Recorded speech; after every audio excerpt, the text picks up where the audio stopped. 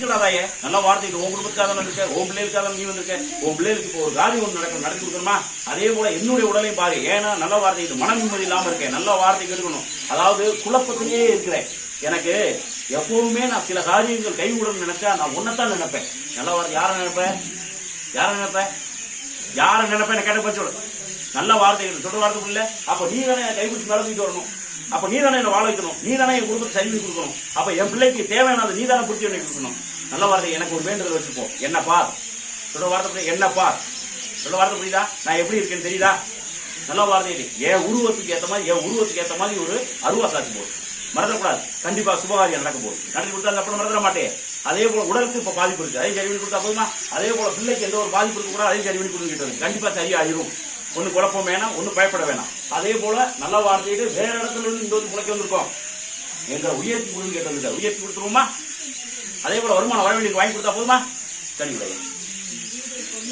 இதை புடி நடக்க போகுது, கவலைப்படாது. செஞ்சு கொடுத்தா போதும் இல்ல. இதை நல்ல வார்த்தைக்கு நல்ல காரியம் நடத்தி கொடுத்துறேன். மஞ்சள் துணியால முடிஞ்சு வச்சுக்க 11 ரூபா காணிக்க எடுத்து வச்சுக்க, தினமும் எனக்காக 1 ரூபா காணிக்க எடுத்து வை. இதை உடலுக்கு பயன்படுத்து. அதே போல வெளியில பிள்ளை இருந்து வெளியில பிள்ளை இருக்கிறதுக்காக டம்ளர் எடுத்து வை, நரசம்பு தண்ணியில கலந்து வை. மறந்துடக்கூடாது. குடிச்சதுக்கு அர்த்தம் கண்டிப்பா சரியாயிரும். அதே போல கைவிடிச்சு மேல வைக்க வர வச்சு தரேன். எனக்கு நல்ல வார்த்தை என்ன செய்யணும்னு சொன்னேன். போயிட்டோம்.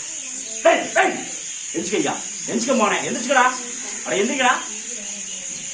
நல்ல வார்த்தை கட்டுவோம். உங்களுக்காக இருக்கேன், உன் பிள்ளைக்காக இருக்கு. ஏற்கனவே வந்து புண்ணியமாங்களே நல்ல வார்த்தை. உன் பிள்ளைக்காக இருக்கு, உன் பிள்ளைக்கு நல்ல நடத்தி கொடுக்கணுமா? அதே போல பிரச்சனையா இருக்கு வாழ்க்கையில், அதையும் சரி பண்ணி கொடுக்கணுமா?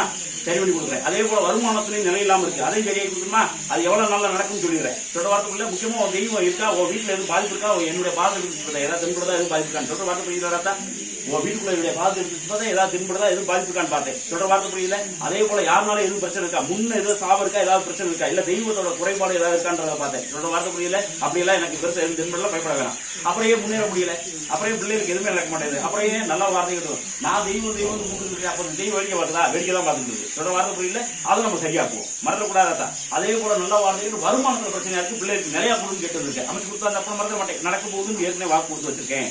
சொன்ன வார்த்தை புரியல. இப்போ உடல் பிரச்சனை இருக்கு, அதையும் சரியா கொடு. வீட்லயும் உடல் பிரச்சனை இருக்கு, அதையும் சரியாக்கி கொடுத்தா இந்த அப்புறம் மறந்துட மாட்டேன். அதே போல இன்னொரு பிள்ளைக்கு ஒரு பாதிப்பு இருக்கு, அதையும் சரியாக்கி கொடுன்னு கேட்டு. அதுதான் எனக்கு தலை விரிச்சுட்டு இருக்கு. இப்போ கூட நான் தலை விரிச்சதுக்கு காரணமே அதுதான். நல்ல வார்த்தை எனக்கு அதை மட்டும் சரியாக்கி கொடுன்னு சரி பண்ணி கொடுத்தா அப்புறம் மறந்துட மாட்டேன். சரியா போகும், கவலைப்படாது. சொல்ற வார்த்தை புரியுதுதான். முக்கியமா நல்ல வார்த்தை இருக்கணும். உன் குலதெய்வத்துக்கு ஒரு வேண்டுதல் வை, உன் குலதெய்வத்துக்கு ஒரு வேண்டுதல் வை. மறந்துடக்கூடாதாயே.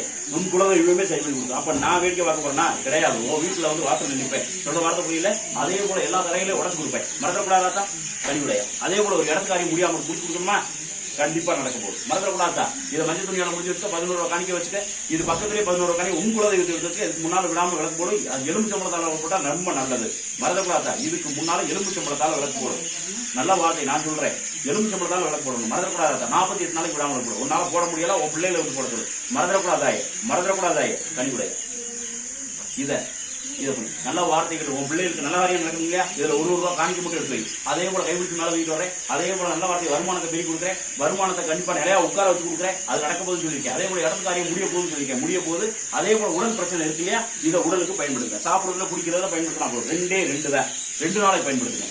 ஒன்னு எடுத்துக்கங்க. நல்ல வார்த்தைகள் ஒரு நாள் பயன்படுத்துங்க. சாப்பிடுறதுல குடிக்கிறது எல்லாருமே பயன்படுத்திக்கணும். அதே போல உங்க தெய்வம் நிலைப்பாடு கண்டிப்பா கை கொடுத்து வந்துடும். அதே போல ஒரு தெய்வம் வேண்டுதல் வச்சுக்கணும். வாக்கு கொடுத்துருக்கேன்.